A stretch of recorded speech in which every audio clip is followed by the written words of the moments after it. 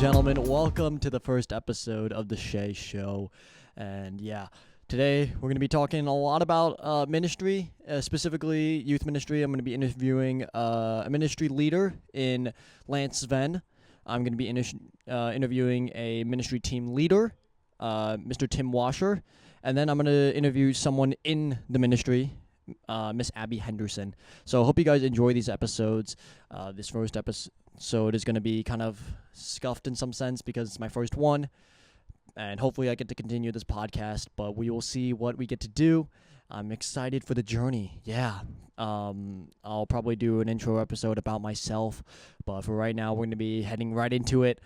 This is going to be, you can tell I'm kind of in a weird setup in my college's esports room, so that way I can record with a professional mic and have a little bit. The camera quality is not the best if you're watching on YouTube, but yeah, I'm excited to see what this show will bring. I'm going to interview everybody, and then after the interviews, I'm going to do a little debrief of what I really learned from having these conversations, and they were a ton of fun to have. So with that being said, some of these were recorded on separate days. Some of these were recorded a little bit earlier. So with that being said, let's get into our first interview, which will be with Sven. He is currently the lead youth pastor at Walnut Hill Community Church in Bethel, Connecticut, and Walnut Hill Community Church has a bunch of campuses. It is actually my home church where I grew up in. So he's been also parts of a lot of different things. He's been a part of 3 other churches. He's as a youth minister or board member or director of youth ministries. He's also a marathon runner. He's done the Boston Marathon or New York Marathon, I think, a lot. He also has a book. So, with that being said, let's get right into the interview with past me and Sven. All right, thank you so much, Lance, for joining us on this episode. We're going to ask you a couple questions about ministry. How did you get into ministry, first of all? Yeah, Declan, thank you for inviting me. It's an honor to be with you. So I got into ministry because of baseball. When I was in high school, I got recruited to a bunch of colleges, and one of the colleges I went to was called Philadelphia Biblical University. It's now called Cairn University.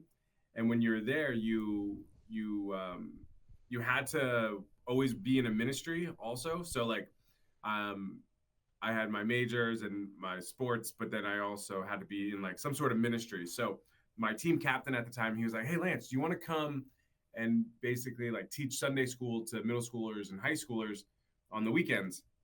And it's an hour and a half away. Do you want to come?" And I was like, "No, that doesn't sound fun at all." And he was like, "Oh, we also pay $20 an hour." And I was like, "I'll see you on Sunday."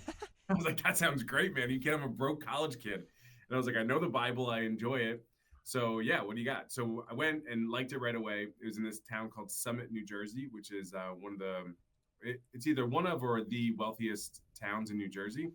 So the context of which I started serving in is with the affluent, and I really enjoyed the church and the environment. They were all their standard was excellent. So they had their worship team during the week was on Broadway. They were literally on Broadway. So one of the original guys from Wicked was on their worship team, the one who did Fiyero, Norbert Leo Butts, and a bunch of other people, and their videos that were all really good. So I liked it right away. And the students, I was like, these kids are great. I really enjoyed just being with them. And so I kept doing it and really started enjoying it, and then realized, these kids are responding to me. For whatever reason, they seem to be opening up and wanting to hear what we have to say. So I was in ministry with my younger sister who went to the same college as I. And so we worked there together for a long time. And that's how I got into ministry. It was kind of by default. And then I was like, oh, I really love this. Let's keep going. Yeah. How did you get to your current position at Walnut Hill? Which, for those at home, remind of your position again. Sure. I'm the lead youth pastor at Walnut Hill Church, which is a New England megachurch. And it's where I got to meet Declan. And so after I was in New Jersey, I moved to another church in Greenwich, Connecticut, which moved from one of the wealthiest towns in New Jersey to one of the wealthiest towns in America. And I got recruited to go there. They wanted me to come work there because I was one of the only people that they knew that had affluent community ministry experience. So when they were like talking about stuff, I was like, yeah, I know this kind of stuff. And one of the things that stood out, they were like, hey, when you're serving, you need to get into their culture. Like they're not like any culture you get into, you're not supposed to get in there and start judging people. Like when I was in inner city Philadelphia in college doing some stuff, they was like, I didn't judge them for not having lots of money and it didn't treat them any different. And then when I got to the other side of the spectrum, I didn't treat them any different because they had lots of money. Like they're, I wasn't like impressed by it. Like the kids still had the same issues. The parents still had the same issues. It was just their houses were nicer, So I was in Greenwich, Connecticut for a while. And then I met my wife, Teresa, and she ended up living in a town called Bethel, which I had never heard of before. And we fell in love and got married. And I moved to Bethel, Connecticut, which was like 45 minutes to an hour from Greenwich. And I liked it, but there was nowhere for me to go in that context, in that church, because I like hit my highest spot. So I talked to my neighbor. I was good friends with this guy named Rich, who owned one of the Chick-fil-A's. And he went to Walnut Hill. And so I texted him one day. I was like, hey, is Walnut Hill ever looking for other people? And he's like, hey, send me your resume right now. He's like, I'm sitting with one of the lead pastors. His name's Craig Mowry. Send it to me right now. So I sent it over to him. And then not long after, I had an interview with Craig. And it went really well. But then COVID hit. So then it was like, I don't know, 5 months later, he texted me again. He's like, hey, can we get together? You still interested? And I said, yeah, let's do it. So we got together. He started telling me about Walnut Hill. And I was like, these guys sound great. I was like, tell me more about this Declan character. He sounds awesome. So a couple rounds of interviews, Zoom interviews and everything. And it seemed like the culture fit me and all. So I ended up moving churches, which was great because it was actually right near my house. Like I lived 3 minutes from here. And that was all just like God's grace. I moved from an hour away church to now being 3 minutes away at a much larger church. Yeah, that is cool. I didn't know the process in doing that. Yeah. How long have you served in your ministry context, and like how did you like discern God's call to your ministry? Well, I started serving when I was 20. So I think you're what? Are you 21? Are you 20? No, I'm 19. You're 19. Okay. That's right. You are young for your age, or you're great, but I remember. So I started serving when I was 20 and so now and I'm 40 now, I just turned 40. So that's 20 years of serving. And it's been a really great time, like being in the ministry. And I just kept realizing that like the more and more opportunities that God gave me, I kept wanting to embrace and being like, hey, this seems to be going really well. And so I kept pursuing it and all. So that's where I am now. But for 20 years, been doing youth ministry. And now what's nice at Walnut Hill is actually 4 campuses, for those of you who don't know. And so we have the Bethel, which is the main campus. Then we have 3 other campuses, which are all in 3 different spots around Connecticut. And it's cool because they're all in different contexts also. We have like urban, we have more like backcountry, and then more of like, I guess it would be like city life, I guess. I'm not sure. But what are your specific like ministry responsibilities? So a lot of my responsibilities revolve around 2 days. So Sunday, which is we have our student service, and that happens at 3 of our 4 campuses. Our smallest campus doesn't have something on Sunday for the students, but in Bethel we have 2 services, 9 and 11 for students, and the high school, middle school is together. But we put on a student service that runs for about an hour 15, and it's geared towards. So it's centered around biblical messages, but we have games and other like different fun events that we do. There's like we got to the point where we now have donuts every Sunday, so people come and hang out. So like people enjoy that.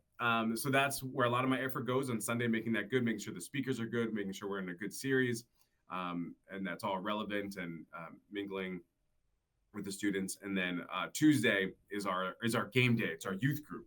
So that's our big day in Bethel. Last night we had a big event. Or a big just youth group, and it was I think just about 90 people in the room, which was real great.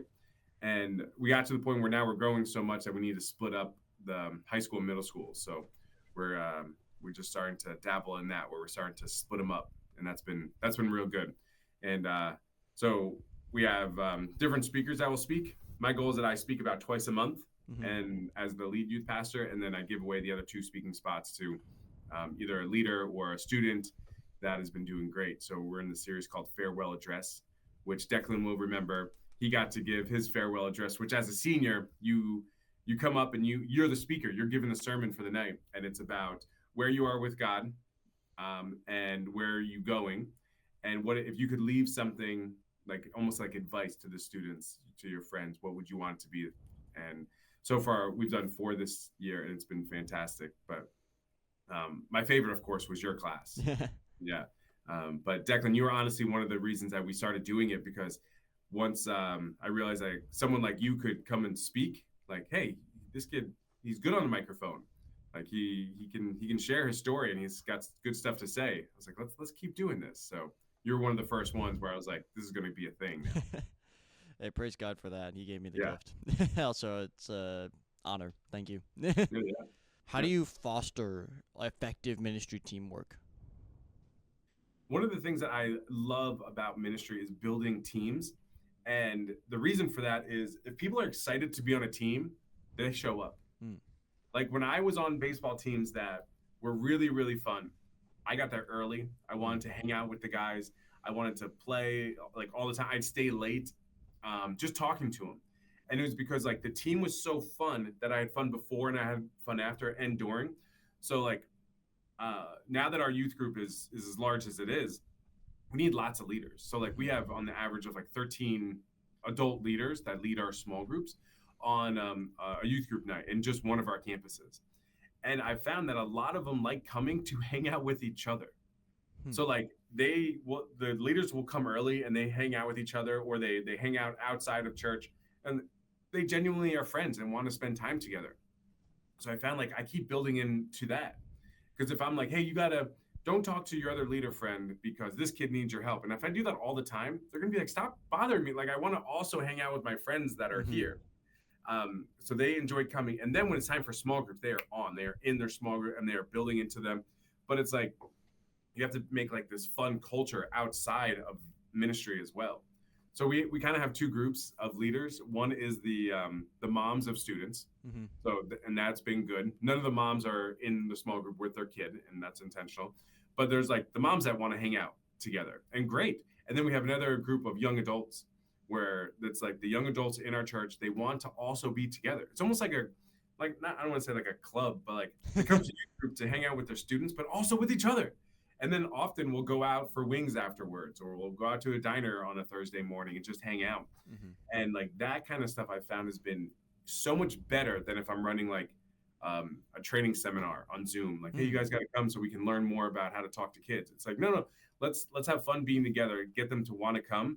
And even if we mess some things up, like let's have some awkward conversations and then debrief and talk about it and be like, oh, this is what we can do better next time. And we do that once a week. We get on Zoom for a leader meeting, and it's 45 minutes, and the average is, I don't know, 12 leaders will be on it, and we debrief the days and we talk about what's like the exciting things that are coming, but also like any of the cool stories that are happening. And it seems like anything that we're doing together is fun and people want to be at. That is cool. I was talking with, so originally actually I was trying to get an internship at the church I go to here in Pennsylvania, and their church is like double to triple the size of Walnut Hill. Nice. Like they are massive, which is like insane. But yeah, no, the reason I was talking with them, it was like, and I had to shadow an event for one of my classes. And it was interesting because I think I was just basically, he was mainly dealing with the middle school kids, and that in itself was like probably like 100-something kids. Yeah. And I'm like, my instant first thought was, how do you be relational with all of them? Right. And his response was, I don't. You can't. And that's why like you have these like leaders. And I remember like the first time talking to him was like his like the structure of like his they call it student ministry of I basically like lead a bunch of leaders and then they go lead the kids. So that way it's like instead of like, you know, there's only one of me and I can only go around, there's multiples of kind of like me, I guess.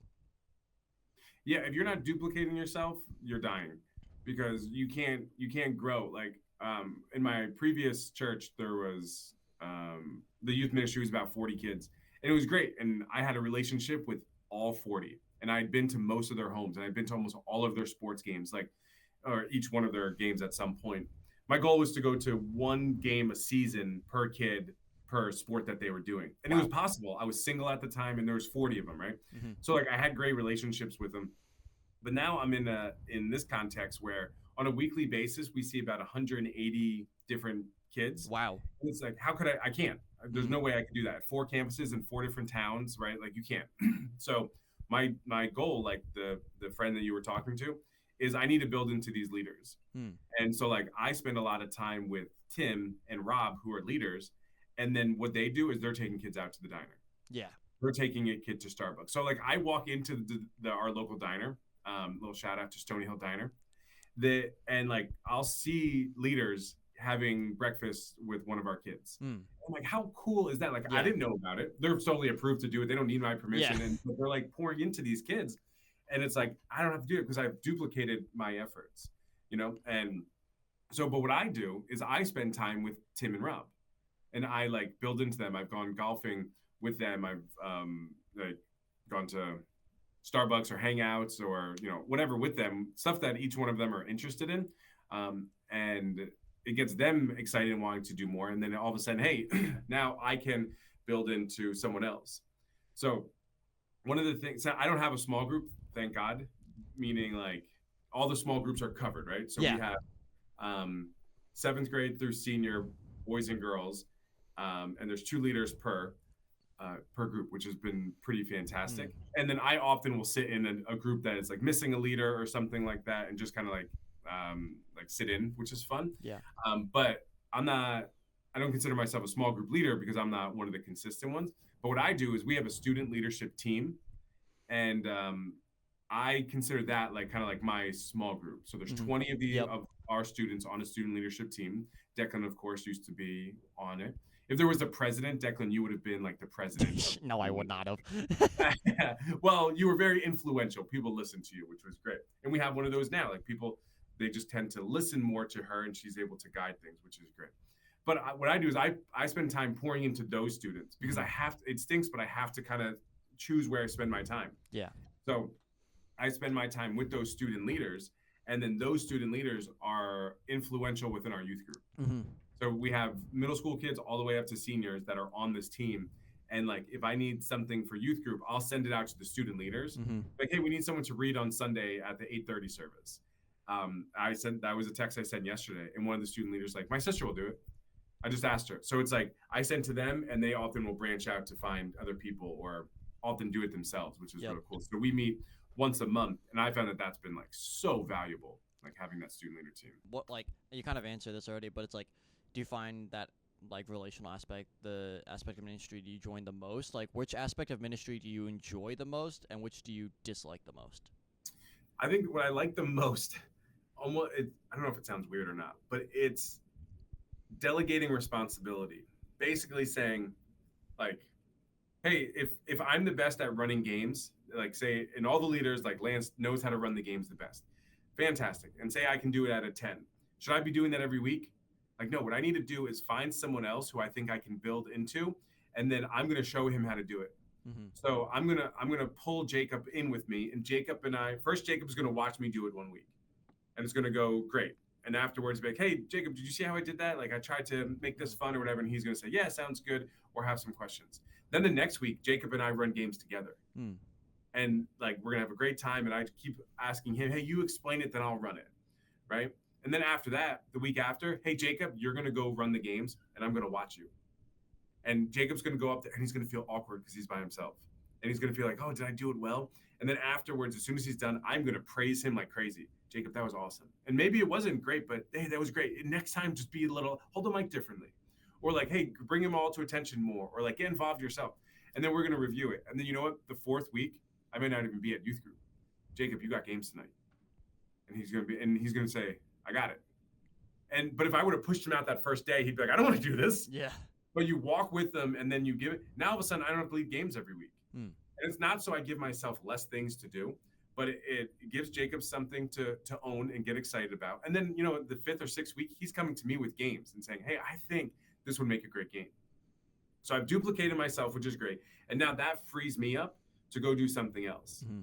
So I'm not trying to give something away so I do less. I'm trying to give something away so I can go do something else. Mm-hmm. Which is like, hey, there's kids that are upset. You need to go talk to them. Yeah. Hey, this next thing needs to be set up. You go set that up. Like I can go do other things. So that's the thing I like so much about ministry. There's a relational aspect, and there's nothing better than like sitting at a diner with a kid and talking about life. Like that's the best.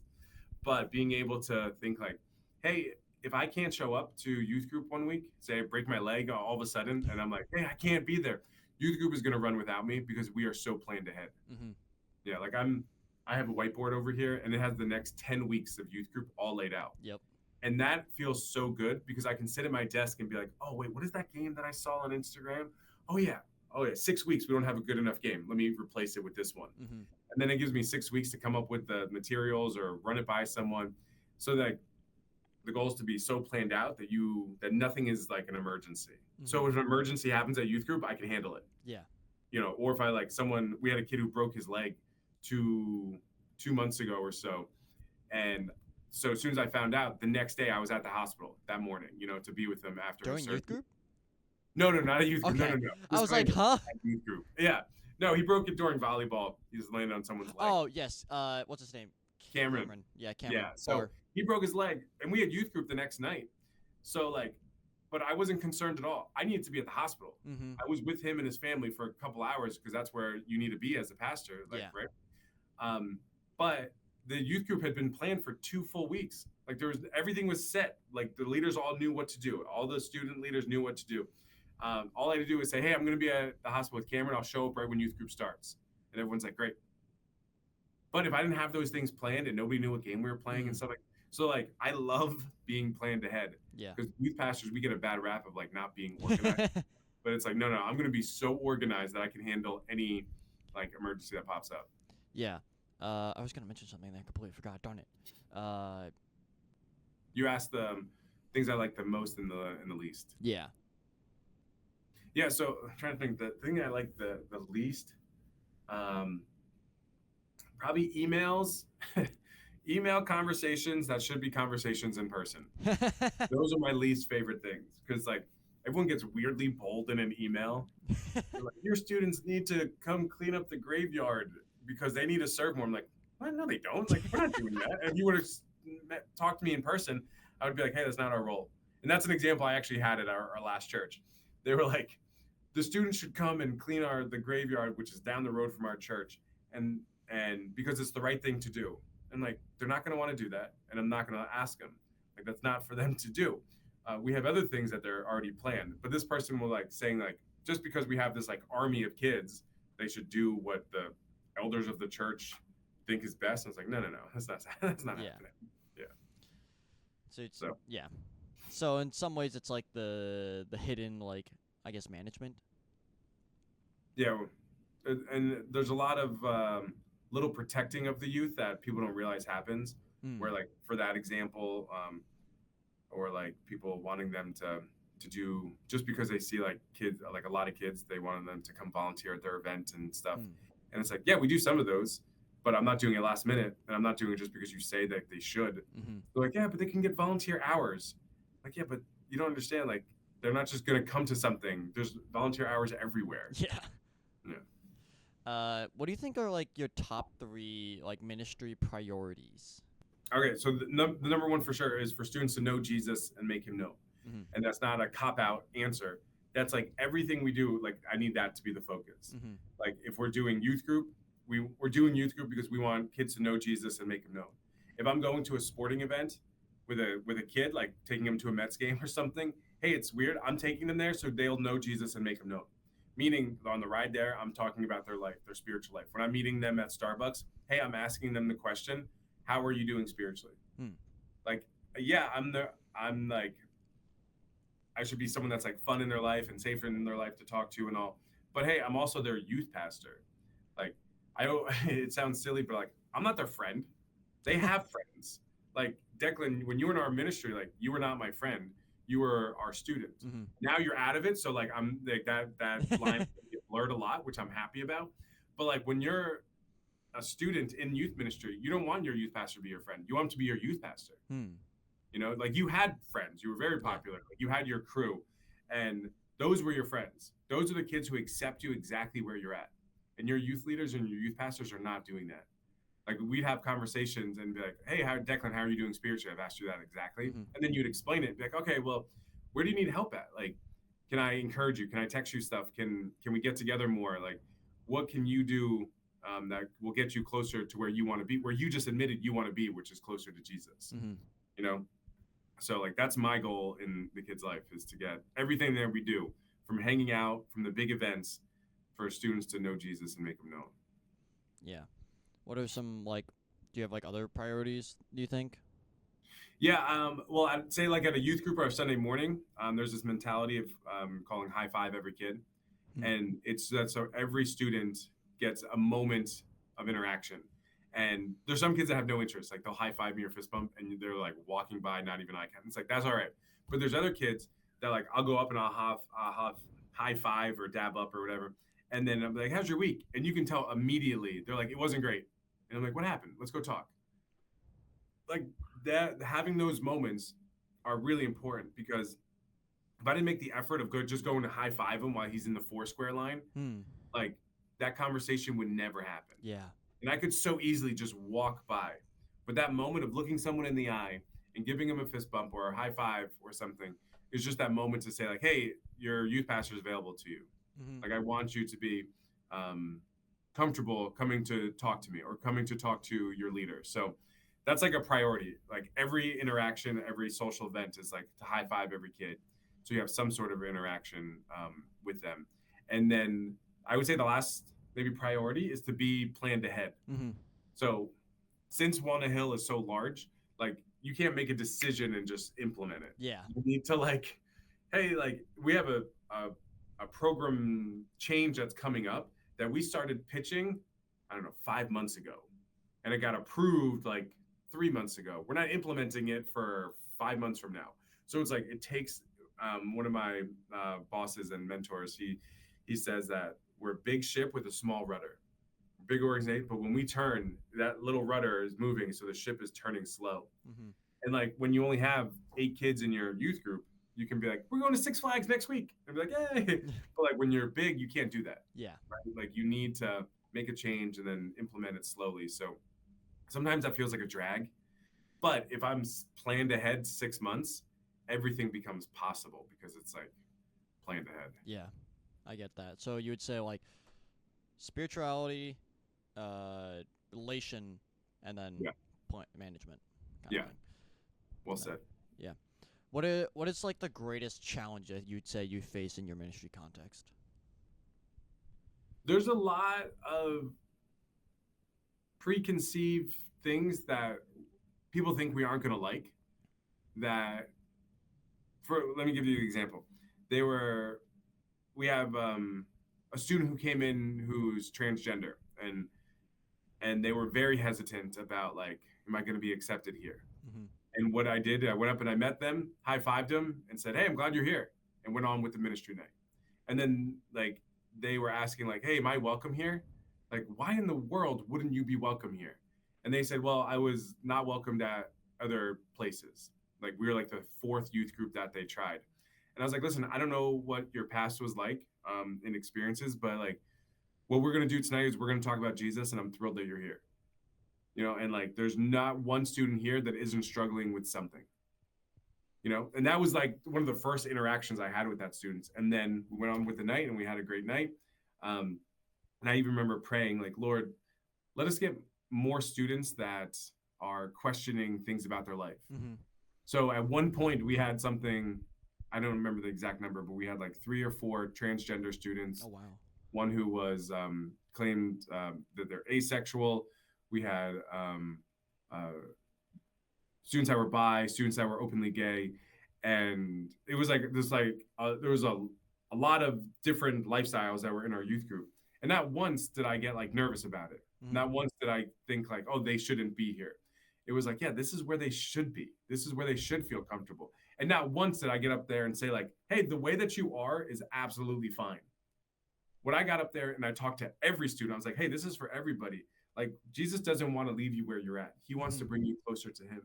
I got this great advice years ago that there was a kid in our youth ministry who was smoking weed all the time. And this was before weed was legal. But he was like coming to youth group high, right? Like he was like more than medicinal, right? And some of the people at our church are like, you have to tell him if he smokes, he cannot come to church. And I was like, I won't do it. I was like, he's not smoking at church. What he's doing is he's smoking before and then he's coming to youth group. And I was like, it's not what we want. But if I tell him he can't do that, I will never see this kid again.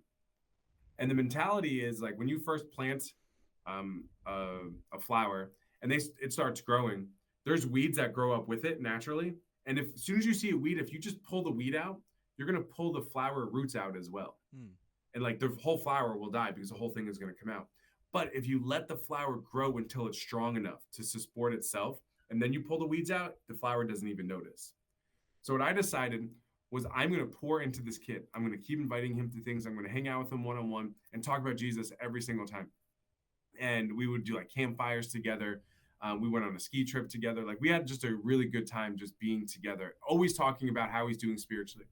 And eventually what happened was he started coming to youth group normal without smoking. And then I know he still would smoke, but never back at church.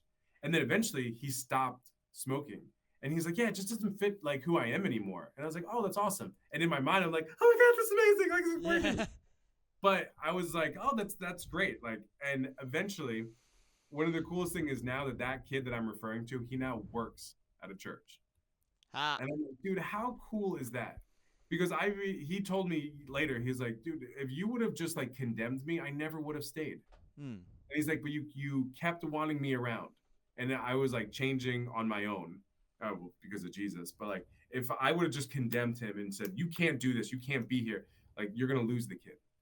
So like same with any kid of like an alternate lifestyle. Because like my goal isn't to like make someone not transgender anymore. Like that sounds crazy to me. My goal is to talk about Jesus so much and let Jesus work in all of us, you know? So that I found out it worked real, like one of the best ways. And then the pressure's off, right? Because it's not like Lance couldn't fix them in any context, whether they're addicted to some sin or whatever. It's like, no. All I did was I talked about Jesus so much that they started listening. Yeah, that is great. Yeah, so that's what I try to do is my mentality as much as possible. What would you say is one thing you desire for others to see differently regarding ministry? And then kind of like what advice would you give me regarding ministry? I'm part of these youth pastor groups on Facebook, which are real fun. And a lot of the questions are silly, but some of them are like pretty difficult questions. So I'm glad there's like a community to ask these questions. But knowing that there's people there that will support you is huge. So I'm at a large church and I have staff and leaders that are pretty available, but there's a lot of churches that don't, and youth pastors that don't have other people. So like finding a group that you can talk to and be like, yeah, ministry can be difficult. And like, yeah, there's going to be kids that leave the youth group and talk bad about you and think that you don't like them. But like when you have someone that you can bounce ideas off of, like that's a big deal. So I think getting part of groups really, really helps, like friend groups, you know, that you can talk to. So I was texting with 3 of my youth pastor buddies this morning about almost nonsense, but it's like this morning was nonsense, but tomorrow they're going to talk about this kid that they don't know what to do with, and we're going to be able to brainstorm together. Like that stuff is really, really important. So knowing that you're not alone is a big deal. Knowing that you have people that you can talk to. Hopefully you have like people on your own staff that you can talk to or in your ministry. But if you don't, there's online communities, which is amazing.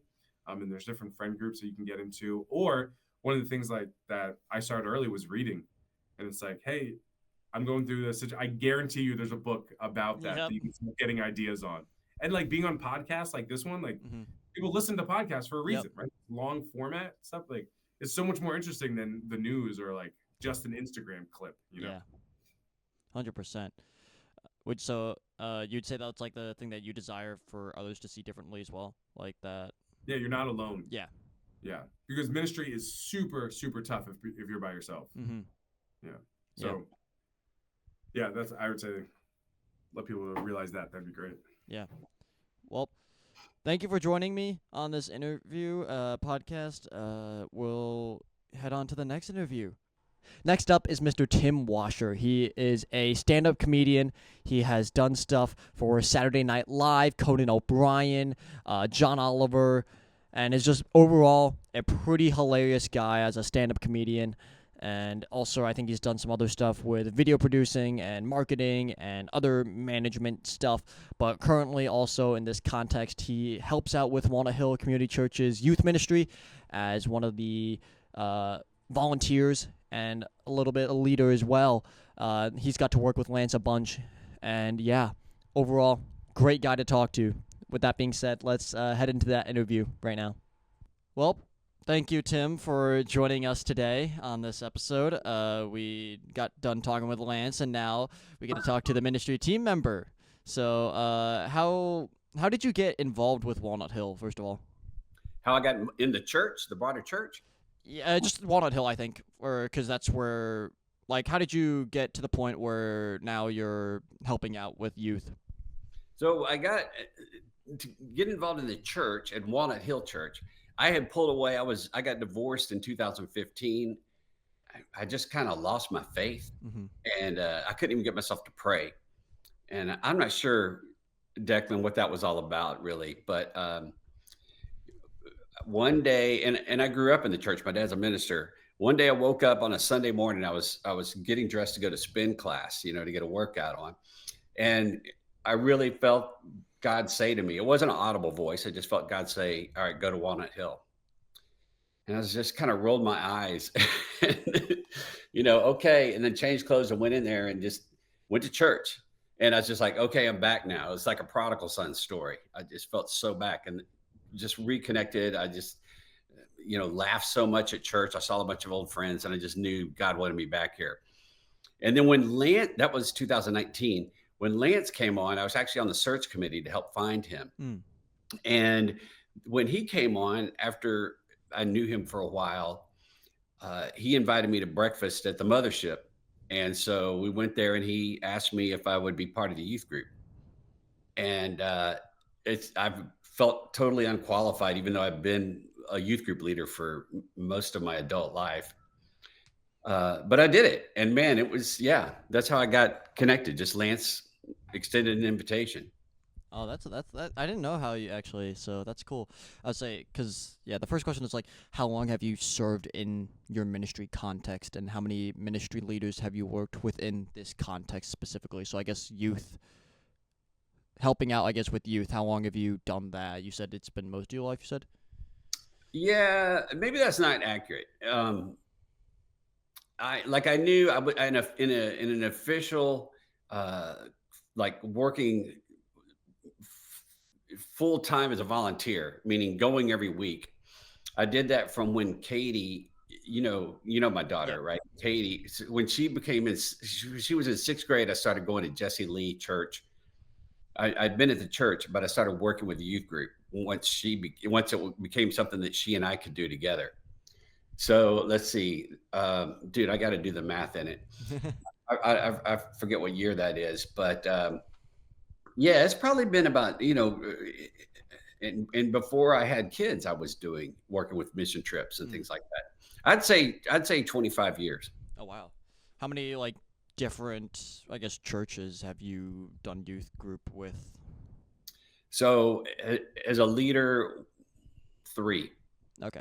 Fifth Avenue Pres in New York City, Jesse Lee Methodist in Ridgefield, Connecticut, and then at Walnut Hill since 2019. Yeah. Yep. Gotcha. How often do you meet with Lance, I guess? Not for a one-on-one meeting? I guess yes, or like. Oh, we do. Yeah. Maybe I'll answer it this way. So we have a weekly leadership meeting where the adult leaders get together. And they're also the youth leaders. The seniors. It's not all seniors. Some of the leadership team of the students and I'll join those meetings on occasion. Gotcha. And then Lance and I sometimes, like one time he called me and he said, let's go golf. Mm-hmm. And, I, Declan, I hate golf, but I thought I am so bad at golf, and it is it's probably one of the most discouraging activities that I can have. But I approach this as like, okay, listen, I was able to figure out how to go run a marathon. I did that. So I'm a new man now. I'll be able to figure out how to hit a golf ball. And we went out on the second hole. After the second hole, I quit and I gave Lance my golf clubs to give to somebody else. And we played 9. I just, finished up the 9 with him, but I wasn't playing. I was enjoying his company. But it was an interesting reminder. As close as I am to Lance, getting out and playing golf, we just had very different levels of conversation. And I think people need to, I think finding a way to get out, particularly getting outdoors, like if you could go for a hike or something and have it just totally changes. The environment has such an impact over the conversation. And I felt a lot closer to him after that. Wow. I would say there's a lot of the saying of the power of conversation over food. Yes. Yeah. That's right. Outside context, that makes a lot of sense, environment and stuff. Out of curiosity, what makes, in your different experiences and different churches that you've been with, what makes Walnut Hill and Lance specifically as a leader different than previous churches and different leaders? I think Lance, well, personally, but this impacts the work relationship. But he's one of the few guys that really makes me laugh. And I mean, we really have a very similar sense of humor, which is a rare sense of humor, and just how ridiculous it is. I mean, I think we would say things to each other that we would laugh at that some people wouldn't laugh at. And just because it's ridiculous or just so dumb sometimes. So that definitely influences my personal, my business relationship, if you want to call it that, with him, because I just feel we have a very good connection, which opens up the door to share a lot more things with. So to me, that's something that sets us apart, meaning our church, Walnut Hill, that has an influence over the culture. Because one thing Lance asked me to start doing is, when you were there, the announcements. Yep. Doing the announcements and turning that into trying to make that a little comedic. We'd have some laughter. So that's one thing that definitely came from Lance. And I think someone with such a strong sense of humor like that and an appreciation for laughter influences the culture of the youth group and the church. So that's the first thing that comes to mind. Definitely. That's one thing that differentiates, I think, our youth group because of who Lance is. Yeah. How does Lance foster effective teamwork? How is he with managing teams, would you say? Yeah, he does. So one, we have that weekly meeting, and that's kind of to get through the business and make sure we understand what's going on with the students. Like if someone's struggling there, and then we'll all rally around that student in prayer. And praying together with people is a very intimate thing, and that really builds teamwork. Lance has done things like he did a karaoke night that I couldn't go to. I was traveling, but for the leaders. Oh, wow. And it was such a bonding moment. And then he'll do things like he'll get little pockets of groups, like he'll get the male leaders together, and we'll go have breakfast. And we rarely do we talk about the work. It's just for us to connect and support each other and pray over each other. And I know there's similar efforts on the female side, that Lance encourages and fosters. So that's a big part of it, breaking it down and meeting in smaller groups, but then also doing things like all of the leaders going to that karaoke thing, something that's very different, and you're just relating to each other in a very different way. But you're also being silly. together, because that when you're being silly like karaoke, Mm-hmm. you're being vulnerable Yeah. and you're exposing yourself, and it really does build trust in a group. Mm-hmm.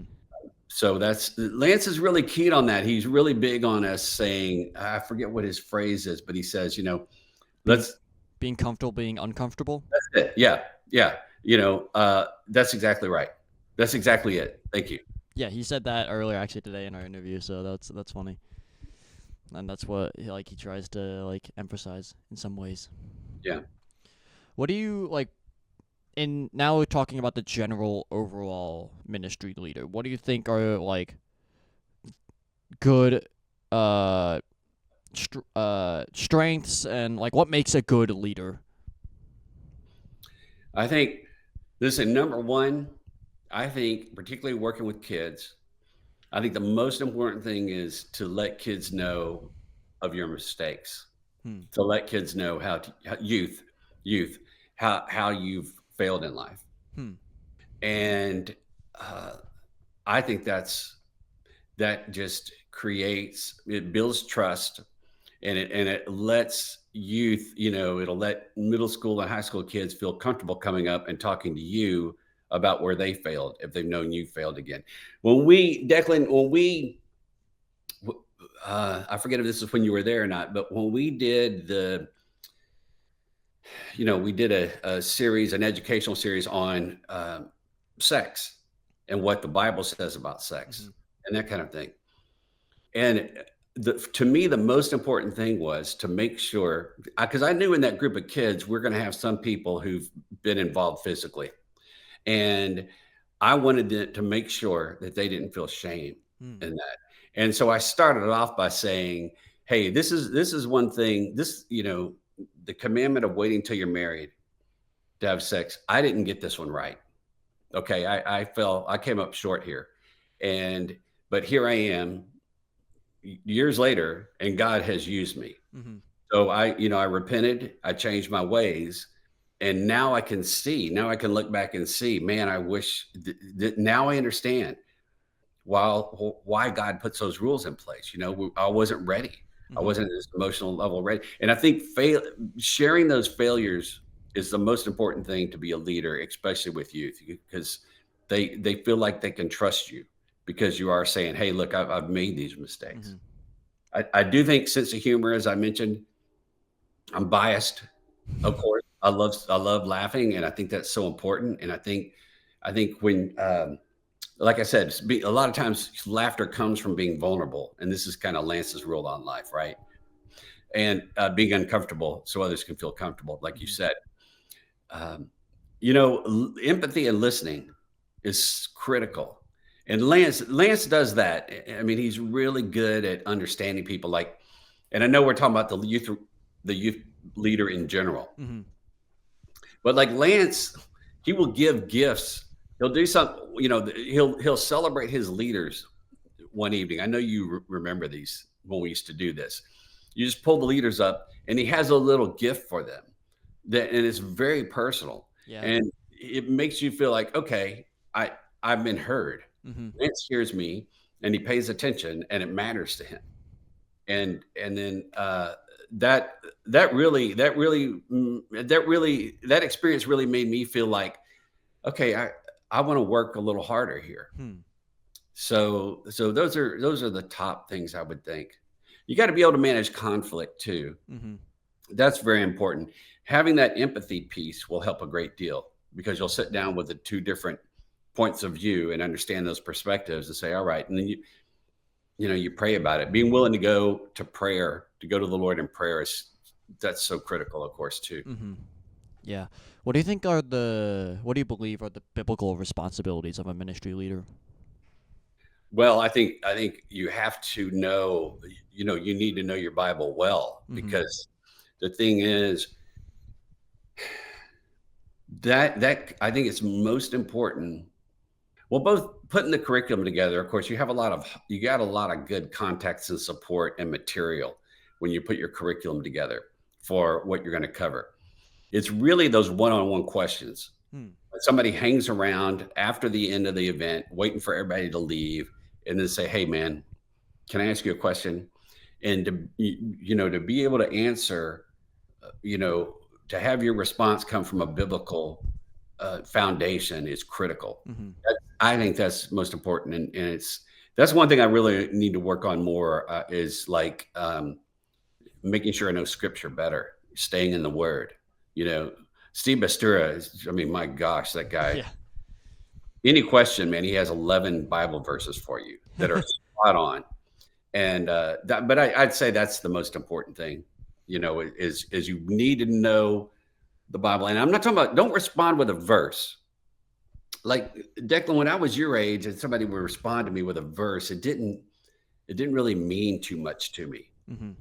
But you have to, I think it's critical that your response, it should be personal and vulnerable and honest and upfront, but also make sure it ties to the scripture. Gotcha. What do you believe are, like, we kind of went over this already, but like to reiterate, what do you believe are like Lance's like 3 greatest strengths, if you had to put them like in a list or anything? I would say, I think empathy. I'd say empathy. I think leadership, based on the areas that I talked about, and there's going to be some overlap here because empathy is part of the leadership piece. But he gets people to rally around an idea. Mm-hmm. So that's something that's kind of this almost, we haven't really talked about that, but people will follow the dude because they get excited about where he's going. Mm-hmm. All right. Now, some of that comes from his biblical knowledge. Some of it comes from being able to trust him. But so let's just say, followability. How about that? I'm going to make up a word. Okay. Right. So you want to follow him. And some of that's charisma. And you got to be careful with charisma. You got to be very careful about following charisma. But some of that is, as long as the person has a sound connection to Jesus, then you're good. Mm-hmm. So I would say the empathy, the leadership, that you just naturally want to follow the guy and you're up for his idea, and then compassion also. But I put sense of humor above that, and because I'm biased. Yeah. But sense of humor, the thing is, very few people really understand what sense of humor is about. Mm-hmm. When Lance tells a joke and you laugh, now we got all these neuroscientists talking about oxytocin, about how laughter releases the bonding hormone. I mean, it's powerful. Getting a group together to laugh, it just changes. It changes the vibe in the room because now people are ready to connect. And you get people feeling more comfortable about opening up. I had a guy last night, a high school guy, who opened up about a dating scenario that went really wrong, that went really poorly. And I think some of that happened because of the laughter we had. We shared laughs, and then he was more open to that. Okay, so those would be the top qualities, I would say, for Lance. How has Lance made, I guess, you into a better leader / team member, or like leading in small groups? Like, what traits did you really take away, and how has he influenced you into a better leader, or just in general now? So the first thing, the most important thing is, coming from the corporate side. The corporate world is very different. Yeah. You have a set of measures that you need to make. You have a compensation plan that drives how much money you make, and it's based on these activities and results and efficiencies and all these things. And so, which can be good coming to the church, because you can bring in, because the church is a little bit more open and flowing. And I think sometimes there's room for inefficiency to sneak in when you're not necessarily graded on productivity. Okay. And so I sometimes bring that perspective to the meeting, and I think sometimes it's positive, but Lance has taught me, mostly through just watching him, that, sometimes that's not the most important. Getting the kids out on time, getting our meeting finished on time, that is important, but sometimes it's not the most important. Mm-hmm. And so that's changed me. But I got to tell you, what's most important to me is the impact that Lance has had on my kids, on my children. And so I'll give you 2 examples. When Katie was, I think maybe a sophomore, probably a junior in college, she was too old to come to summer camp with us. Yeah. But Lance knew that I've been trying to, I want my kids to have a stronger faith. And so he suggested this idea. He said, why don't you come to Hume? And why don't you and Katie come to Hume? And so he somehow created this role of, like a junior counselor role. And so I think Katie was 20, almost 21. And anyway, he negotiated that and with the camp, and it worked. And so when you have somebody who will fight for your kids, Declan, you'll get appreciation. It's hard to imagine unless you have kids. So, but once you have kids and you find people who are willing to fight for your kids so they can be closer to Jesus, that totally changes your relationship with a person. I mean, there's just a devotion. I mean, it ends up being devotion and a loyalty, but it's just, it's really that all comes from a love and appreciation for them standing up for your kids. Gotcha. What you talked about, like the corporate world and like the Christian world, how, since you've had an experience in both, how is being a team member in a corporate world different from being a team member in a Christian setting? I tell you, okay, well, the thing is, this is kind of one of the things I as a comedian, you have to be very careful. I mean, part of your job description is to be cynical, to look at the flaws in things, and find things. Now, I like to say, all right, yeah, you're looking at the flaws because you want to make jokes about them so we can heal and get beyond these flaws and do better.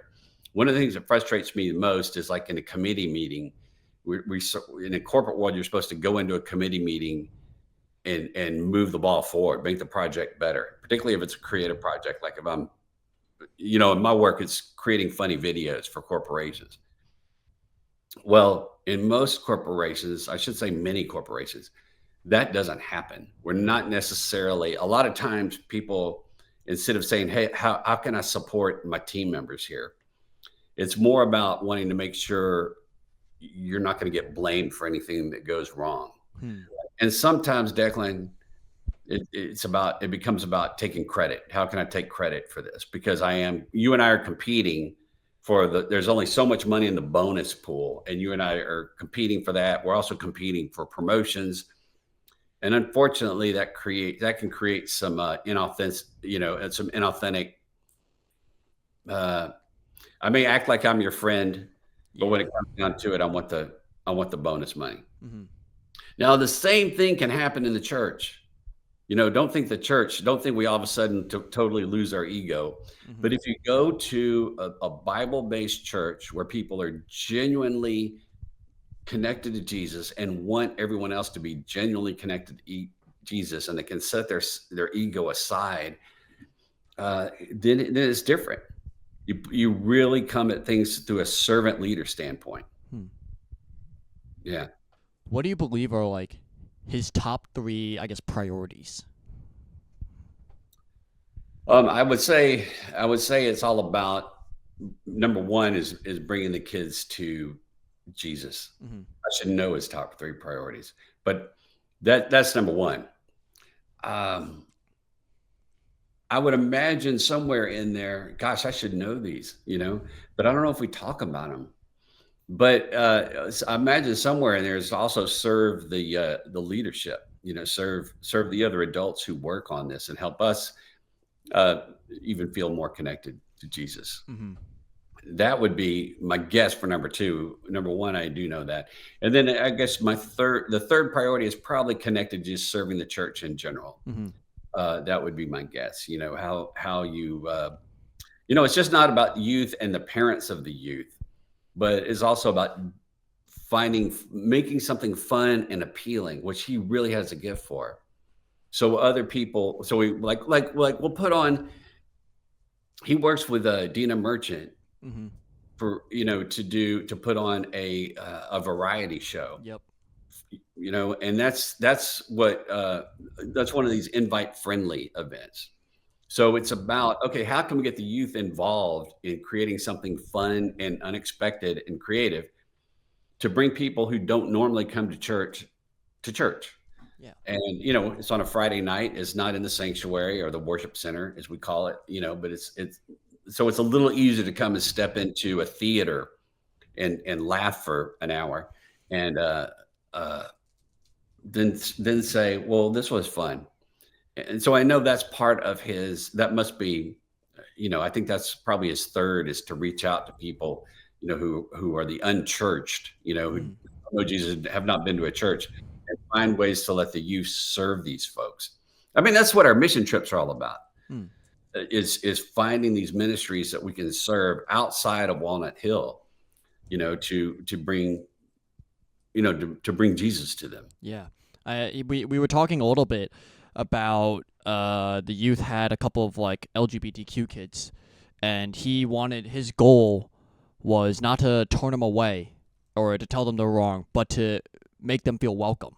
Yeah. And it's like those, that like intentionality and that like care he has, that I've seen, at least both as a student and both talking to him and now observing kind of thing, and what you observe. It seems to me that like one of the greatest things to do as a leader is, you were saying empathy, but also to the intentionality.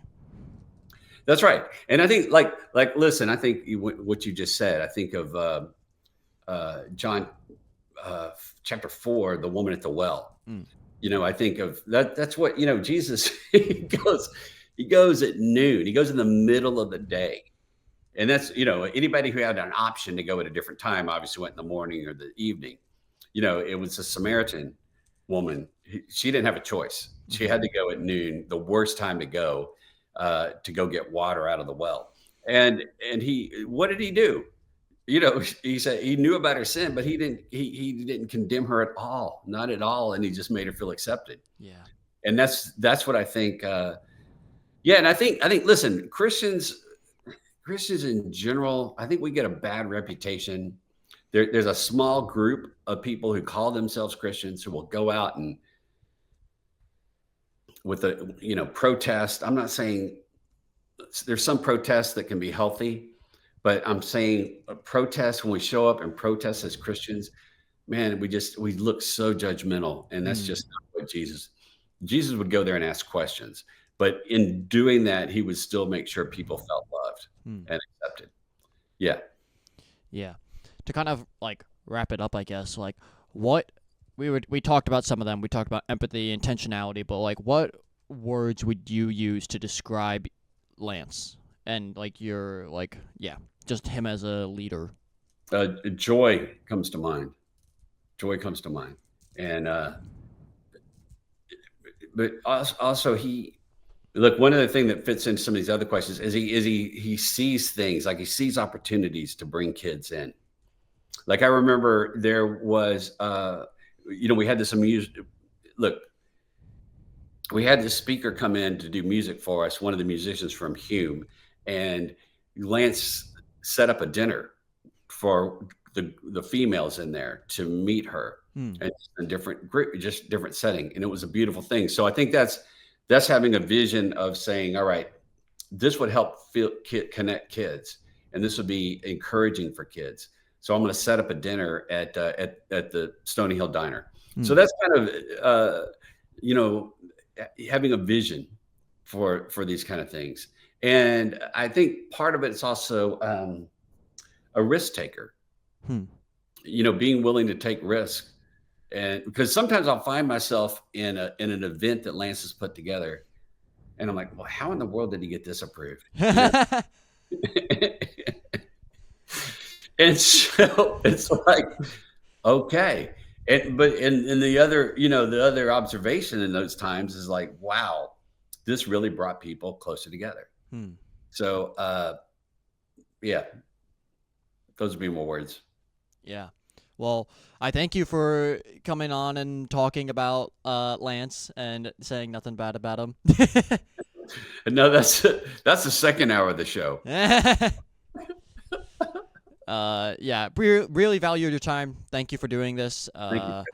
And next we get to talk. And finally, we have Miss Abby Henderson. She is a current senior at Bethel High School, going to Palm Beach Atlantic University for marketing and a minor in public relations. She is currently also on staff at Walnut Hill, but is mainly a member of our youth group since she is in high school, but works at Walnut Hill as the social media coordinator for Walnut Hill. That's her official position at the church. With that being said, let's get into our final interview with Abby Henderson. All right, Abby, once again, thank you for joining us on this episode. And yeah, being able to talk about ministry and stuff. How did you get involved with youth group? Yeah, so at my church, Walnut Hill Community Church, I got involved in youth ministry in 7th grade. So our youth ministry at Walnut Hill is 7th through 12th grade. So my mom grew up at the church and she was involved in the youth ministry. And so when I became of age, I joined the youth group, and it's been quite a ride ever since. What do you appreciate most about the youth group? How have you experienced God through this, and what have been the highlights so far of ministry? And for context, people, that you're a senior, so this is kind of also in time with you reflecting and all that stuff. So yeah. Yeah. I mean, youth group has been a space of many different emotions and events, I would say. And I've seen God through all of it. It's been a real journey for me, honestly, from 7th grade to where I'm at now. When I was in 7th grade, I came into it having no friends whatsoever. And it was honestly just a very lonely time for me. And that was something that I really had to trust God through. And throughout my years of middle school and then into high school, I was able to gain friends who were able to help push me further in my faith. And it was really a journey of God answering prayers that I had from 7th grade of wanting friends to even now of just God, where do you want me in these next couple of years post youth group, post high school? And it's been a strong community for me that has helped me grow. And I'm excited I'm sad, but I'm excited to have this chapter come to an end, because there's been so much that God has done for me during my time in the youth group. But at the same time, I do feel him telling me it's time, you're ready to move on. You've hit certain point in your growth, and there is so much more beyond youth group. So I'm very excited for what God has in store. Yeah, that's really cool. What has Lance done to this youth group? Because were you there before Lance? Yes, I was. So how has him coming in changed that youth group atmosphere, and what has he really brought to the youth group? Yeah, I would say Lance came in my end of 8th grade year, starting freshman year of high school. So I had my middle school years with the previous youth pastor, Kyler, and then Lance kind of came in, and it was honestly a little bit nice to have someone who was new to youth group the same time I was as well, and someone who was just trying to almost figure it out with me. And Lance has really impacted the youth group in more ways than one. He has really gotten to know the students and built up the student leadership team. We actually had a meeting today, and he has been able to incorporate students into decision making and just, what do you guys want to do? This youth group is for you. It's not for me. And he's how can we make it better for you? How can we, grow you spiritually? And I think that's such a key part in expanding the youth, both spiritually and emotionally and mentally, is just including them on it. A lot of people like to say that youth don't know what they want. They don't know what they're thinking. They're still growing. And while that part of that is true, there's so much that middle schoolers have to say, and even high schoolers too. And I think that's so important to listen to because they're the ones you're trying to minister to. And I think Lance does a really good job with that. Do you ever like spend time with Lance like one-on-one, or like how often do you, I guess, meet with Lance? Is it just those like student leadership meetings, or? Yeah, so I'm on staff at the church, so we occasionally see each other there, but I wouldn't say we ever like meet on one-on-one. But yeah, the student leadership meetings, youth groups, and mission trips has been a big part of building the relationship between the youth pastor and the students. Yeah, so I would say mission trips has been the biggest part, I would say, for me. How has that relationship been like how impactful is that specific relationship with Lance been impactful for your youth journey? I would say the first time I ever met Lance was actually at Starbucks. It was back when I was struggling, feeling alone, and just not really having my sense of community at youth group. And Lance took the initiative to meet up with my mom and I.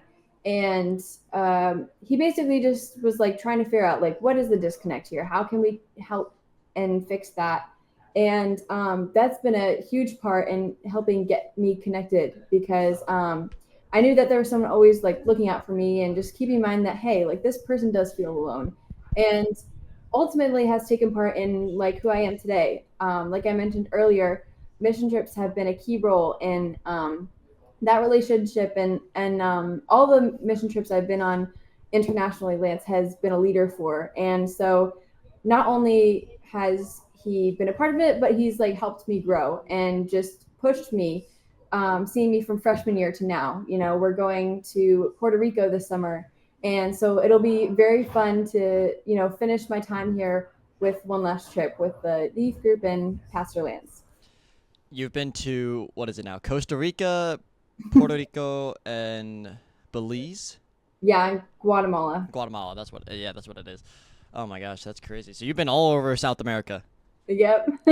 My first mission trip, I went in 2022. We went on a trip to Guatemala, and we were able to help out with Hope of Life, who it's basically this community in Guatemala who pulls impoverished families and gives them the resources they need to survive. So education for their kids, food, place to stay, just the basic needs that we take for granted. And I remember there was one moment where we were helping out at the local hospital, and they had a call that there was a malnourished family coming in, and I was able to carry their youngest baby. She was probably about 1 year old. And I carried her into the hospital room, and I sat with her and her mom, just comforting them because, one, they were in a new place that they had never been before. And that's always terrifying. But also, I was able to just be there, you know, and have someone as like a support system and just help the mom, especially because she was very emotional. And it was a life-changing experience for me in the sense of, wow, I have so much that I take for granted every day. And like these people, like they just have the clothes on their backs and they don't know where their next meal is coming from, if they have one at all. And it changed my life because it made me so much more grateful for the things I have and just the life I live, you know, because sometimes we can complain and we can get so frustrated with where we are. But these mission trips have helped center me and wow, God, thank you for all you're doing in my life. Yeah. Switching back kind of now to talking about Lance and like the responsibility overall, just of a ministry leader, what do you think are some like biblical responsibilities of a ministry leader, not just in Lance particularly, but just in ministry and leading overall? Yeah, I think that a ministry leader is someone who obviously should be strong standing in their faith. Obviously, we have moments we go through where there is tough times, but overall, this person should be able to say like confidently, I'm a strong believer of Christ. And I think what also comes with that is being like a mentor, like I mentioned earlier. You know, the Bible calls us to disciple others, and leadership and discipleship, I feel like, go hand in hand, because if you are a leader, you are going to be like obviously leading people, And with that comes, teaching people, helping them grow along the way. And with that, there's wisdom. You got to have wisdom in just situations to be able to help others. And honestly, just having that understanding, I think, is so good, because we're all imperfect people, and if you just have this standard of, oh, it all needs to be perfect, that's not how ministry works. Anyone who gets involved in ministry knows that there is a lot that happens that is so unexpected, and you have to be willing to go with the flow, because not all of the time, like, God's plan can be very, very different from our plan. And so in ministry, you just got to be ready to roll. And just, if God is leading you somewhere else, you just got to be ready to drop whatever you're doing and go, because ultimately that's what we should be doing. Yeah. Yeah, that's a great way to explain it. What do you think are, like, Lance's, like, biggest, like, 3 greatest strengths? 3 greatest strengths, I would say, number 1, he is able to make connections with the kids, and remembering names. Honestly, that's something that he does really well in most of the time. But I think that's so important. Like, remembering someone's name, like, even if you've just been there once, it can make such an impact on a person, and being like, wow, they remembered I was here, because a lot of youth these days struggle with feeling forgotten, alone. And I think that that's one simple thing that can make someone's day. Yeah. He's very, very friendly, and he notices the little things. And I think that's also very important, being a relational person. And then third thing I would say is he's been working in youth ministry a long time. So he does have that experience of, like, I know some things that work, I know some things that don't, but he's also willing to adjust based on the new people he meets, and the way the times are changing, and the way that this youth group runs. We recently split youth groups, so it's middle school and high school, and it's been a time of adjusting, but also it was necessary in order to grow and invite more people. And so I think he's very good at noticing and just being like, all right, we need to change this, or this is working, let's keep it the same. Yeah, got it. Do you think being relational has, like, how have you seen Lance being relational when, like, because our youth group is pretty big. It's, like, right now, I think 50 to, like, 100 kids, Yeah. Lance was saying. Like, how do you think being, like, how is that setting and being relational? What are the different challenges and that you see, like, Lance trying to be relational with everybody? Does he try to, like, pour into, like, a couple of people? Like, how do you see him try to be relational with everybody, or does he just not and, like, delegate it to other people? Yeah, I think that it can definitely be challenging with a youth group our size, but I think that's one of the good things of having a split and having Pastor Matt and Pastor Lance, is there's enough to go around. It's not like a lot of kids for one person. And I think that it does get a little challenging at times. You do forget some names, or like, some kids might feel a little, like, forgotten in a way, but at the end of the day, like, they're trying their hardest to make sure every kid feels seen, known, and that Jesus loves them. And I think that's such a key role in being a youth pastor and leader. And Lance does a really good job with that. And I think that obviously there's always room for improvement, because we're not perfect people. But I think that throughout his years here, that he's done a really good job of just mentoring people and making sure they feel seen. Yeah. When I talked with Lance for this podcast, and also Tim Washer, we talked about, like, hospitality and that idea of, like, Lance specifically was talking, like, there was a couple, I think, trans kids that came to the youth group, and he didn't talk about, like, who they are. He was just like, because I think they went up to him and was like, why, like, I don't feel like, or, like, I thought you guys would not accept me. And he's like, why? Why would we not accept you, kind of thing? And Yeah. that hospitality has been so, like, that's what I've seen so far with, like, being with Lance in particular in that youth group. Could you, like, how have you seen, like, hospitality, not only in just Lance, but in, like, the youth group in general, like, with your experience coming up in the youth group? Yeah, I think one of the things that can be really hard with youth is it can be very cliquey, and there can be a lot of drama. And we've both experienced that firsthand in many different scenarios and different people. But I think that that the hospitality part is very key. As a student leadership team, we have a mantra, I don't know, mission statement, that's what it's called.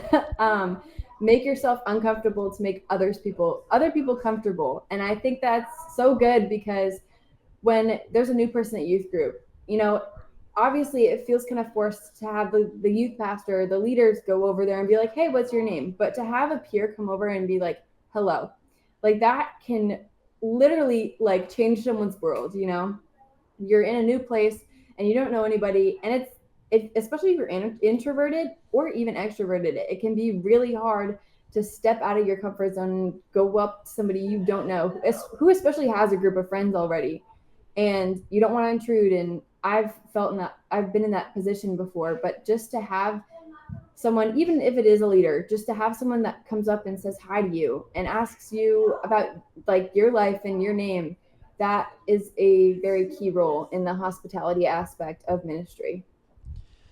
Yeah, that's really good. Have you ever made like a specific ministry request, and how did Lance respond to such request if you did make one? Yeah, so in the fall, we were hosting a bunch of conferences for men's ministry and women's ministry. And I was just kind of like, we should do something for youth ministry, get not only our church, but other churches involved and connect the community. Because I think sometimes we can feel like, oh, this is our church bubble and it's just us that believe in Jesus. But no, that's not the case. There are so many people scattered across the world, the country, and the state that have that same love and yearning to follow Jesus. And I thought that was a key role in youth, is just finding people. So I brought it to Lance and I was like, hey, what if we did a youth conference, And he has a bunch of youth pastor friends. So he reached out to them, was like, hey guys, what do you think of this idea? And they all loved it. So we started planning for what we now call Youth Revival Day. And I was able to be a person that helped figure out details and just help facilitate the whole thing. And we had it in March, I think it was March 28th. And we had 250 kids there. Yeah, and it was That's crazy. awesome. Wow. So cool. Just getting to meet kids from other churches and invite them into ours and just be able to serve them. I was on the worship team and I was able to lead worship for a conference of 250 youth. And it was like unlike anything I've ever experienced before, because there's one moment where we were singing Good Grace by Hillsong Worship. And at the end, I was just all the voices. Everybody had dropped out. The lights are, they're just still. Like everybody was just worshiping. And it felt like a piece of heaven, because it was just so cool. And I was so excited that we were able to do something like that, and that Lance was so willing to, this is an idea that you had, let's make it happen. And just working with the youth team and Lance and our youth team is like youth student leaders as well. It was just so cool to see it all come together, and it was really impactful.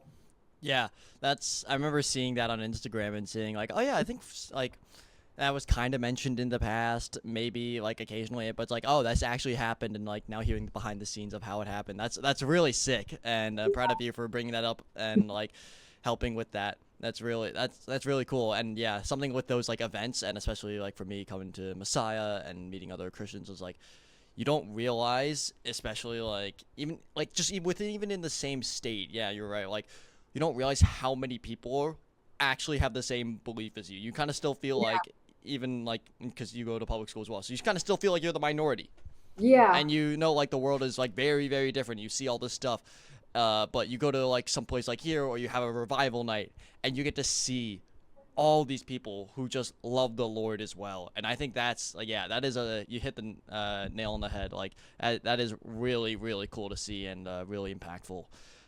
So yeah, Lance accepting that like is a great thing. And like, yeah, I hope you like you also get to see that again when you go, because you're going to a Christian college down in Florida. Florida. Okay, I thought it was in Florida. I knew somewhere south. Yeah. Yeah. I guess to wrap it up, going back to the Lance and everything, what words would you use to describe Lance? That is a really good question. I would say fun is definitely on that list. He's very fun, and he will be willing to jump in and just like drop whatever he's doing to be like, yeah, let's just jam out, have a dance party. I don't know. Another word I would say is he. This is gonna be a weird word, but notices, like just like he notices like the little things. There was one day where I was having a really bad day, and I walked in and he said, "What's wrong?" Like he just noticed, and I think that's like so important just to be able, like, he knows his students that well that he can recognize something's off, and it makes you feel cared for, and just like the leaders we have, he's helped build up the youth ministry to what it is today. And then the final word I would use is he is a very funny person. He makes a lot of jokes. And I think that's honestly good because, you know, like they're like God's humorous, and like he gave us humor for a reason. And I think that Lance is one of the funniest people. So Yeah. I also forgot I was gonna mention this. When you mentioned like the whole like pouring out and like pouring into thing, something that we've been talking about a lot in one of my Christian Min classes. There was a whole basically section on burnout and stuff like that.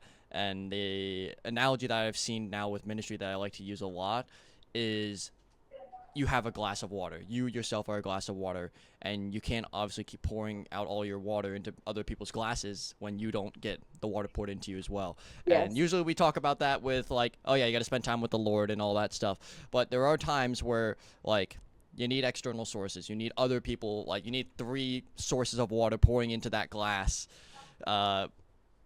before you can start pouring that glass into other people's things. So yeah, that's a wise decision, and like I think if God was calling you to that, then yeah, because we saw that. It's like we read a book called, I think, Emotionally Healthy Leader, and that was one of the things. Like the first chapter was very few finish well, and a lot of it was because burnout. yeah. So yeah, a lot of those things that, and I think also part of that, I think there was this class that I'm doing the podcast for, I think read a book. I'm trying to remember. It was either the one from Hunsinger and Latini, which I don't remember what it's actually called, or there may have been a different, I forget the other different one. I can't remember the name off the top of my head. But yeah, just those books talking about, this section just talking about ministry burnout and the thing of like, yeah, you're pouring into people, but you don't ever get poured into. So yeah, I'm excited to see where the Lord takes you, Abby. I remember I've told you this numerous times, but it's like I've been inspired by you, like in the work that you've done after, like I've been at college and just been like, wow, that's cool. That's like proud of her and stuff like that. And I am still proud of you, very proud. And I'm excited to see where the Lord takes you, because yeah, the Lord works through you for sure. But yeah, I thank you so much for joining me on this and yeah, having the conversation with me about all this stuff. So yeah, thank you for joining me and having this. Yes, of course. Thank you for having me. Of course.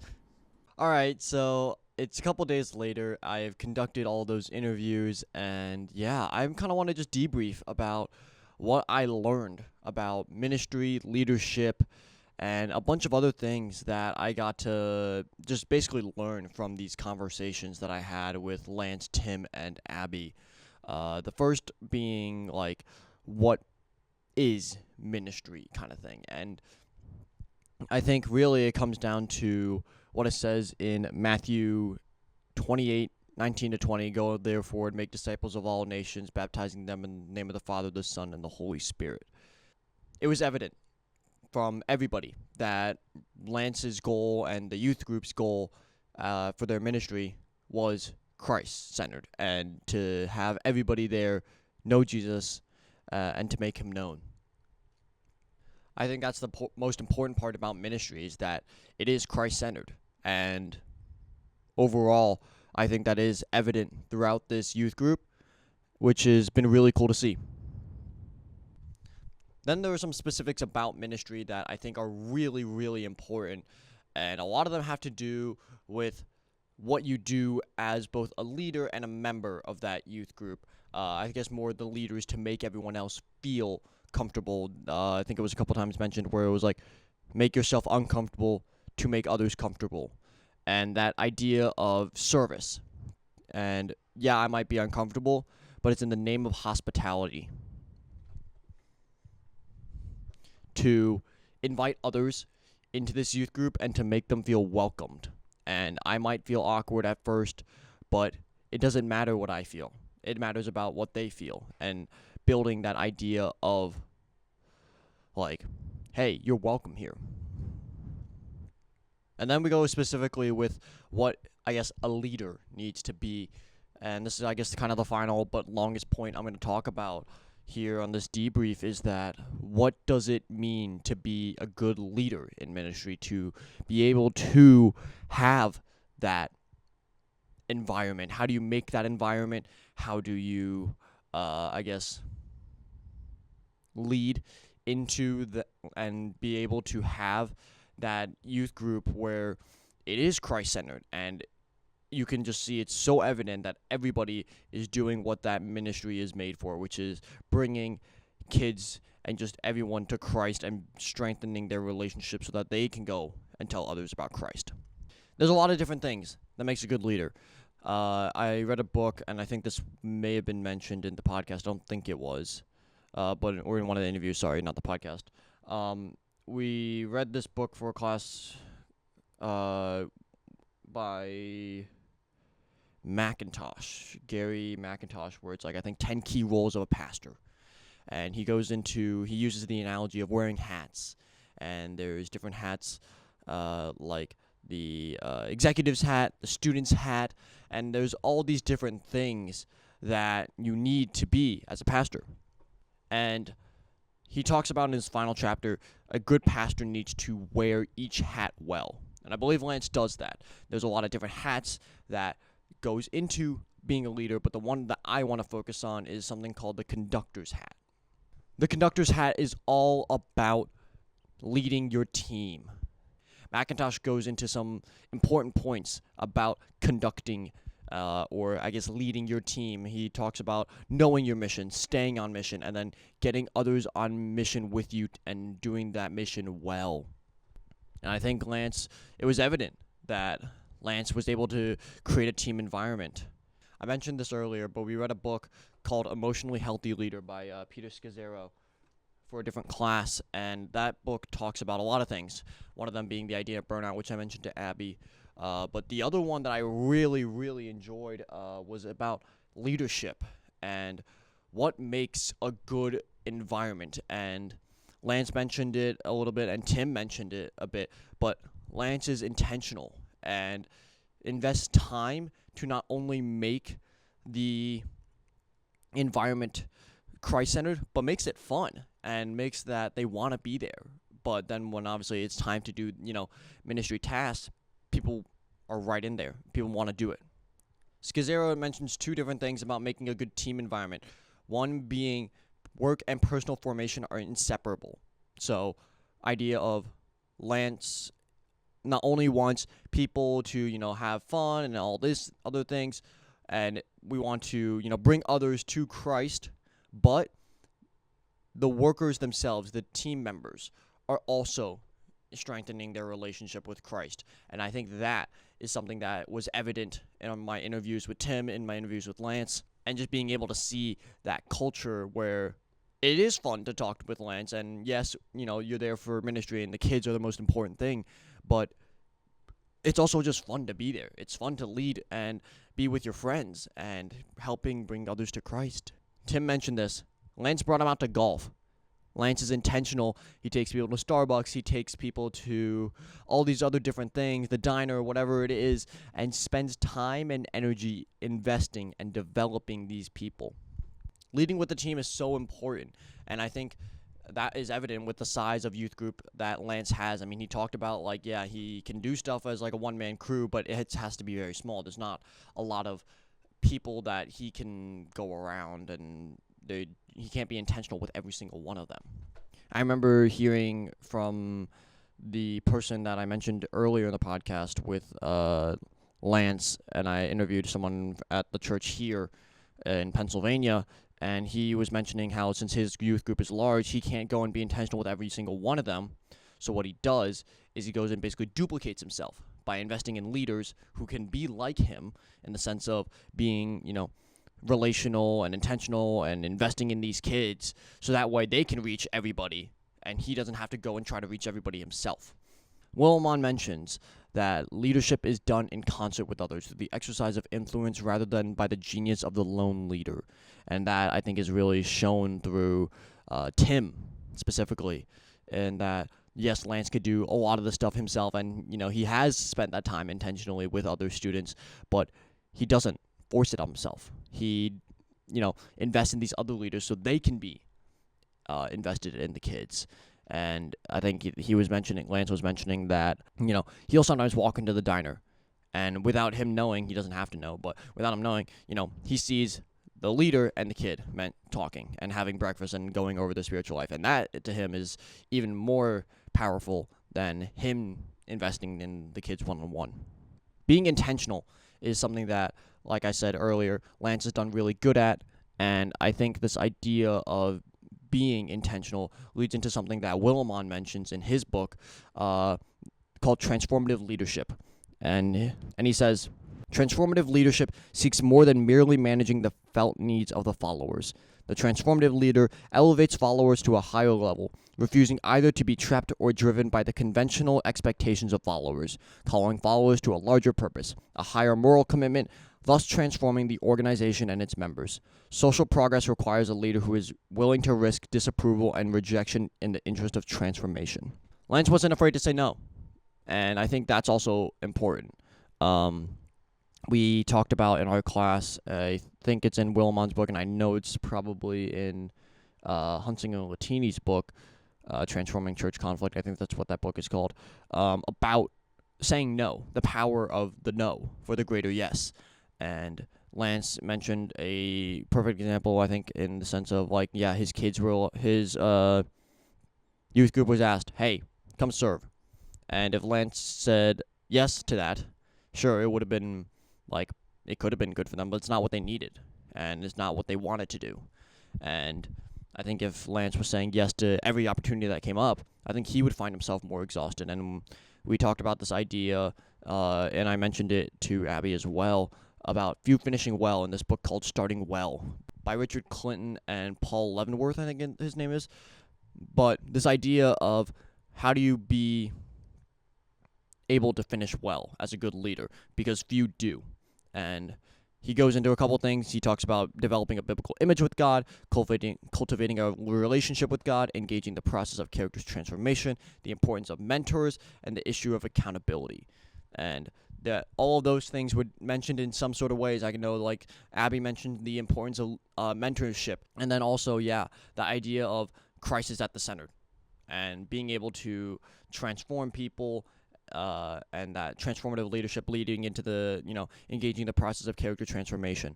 And so all these things tie into each other, and have been really fun to see and talk with 3 different people in this ministry and 3 different perspectives on how they are working towards the same goal. Overall, this conversation and these interviews were really fun to have, and I'm glad I did it. And for a first episode of the podcast, it's been really, really cool to be able to talk to 3 different people and talk about a similar topic with all of them. And to kind of wrap it back up, the idea of ministry really being Christ-centered, but within that idea of being Christ-centered, you have to be Christ-centered by also showing the love of Christ, and that's through service, intentionality, relationships, hospitality, and just overall the idea of transformative leadership that Willimon talks about, which is going deeper than just the basic needs of somebody that needs Christ, actually changing them for a higher moral commitment and transforming their members, not only the kids and the youth, but their team members as well. and idea of you need a good team for ministry. It can't just be you. It has to be your team. All of you guys working towards the same goal, which is to glorify Christ and to make disciples of all nations. Well, I want to thank you guys so much for this first episode of the Shay Show, and hopefully I get to continue this episode. I think I'm going to probably film more and record more episodes when I get back home. And yeah, I think this will be kind of a podcast where I just kind of ramble on about a bunch of things, whether that's ministry, whether that's sports, whether that's just life in general. I don't know where this podcast will take me, but I'm excited to see where it goes, and hopefully, once again, like I said multiple times, I hope I can keep recording these. Maybe I'll put the episodes of my previous podcast on this channel, or maybe I'll just reference them, and you guys can go watch them. Those are more Christian-ish topics. I remember we talked about basically our testimonies on that podcast, but then also we call it the 3 pillars, which is worship, prayer, and oh boy, this is not good that I don't remember this. Oh, scripture reading. Yeah, reading, prayer, and worship.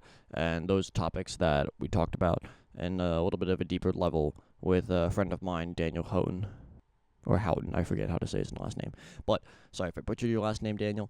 I love you, bro. But yeah, thank you so much for joining me on this episode. And I hope to see you guys in a future episode. Thank you.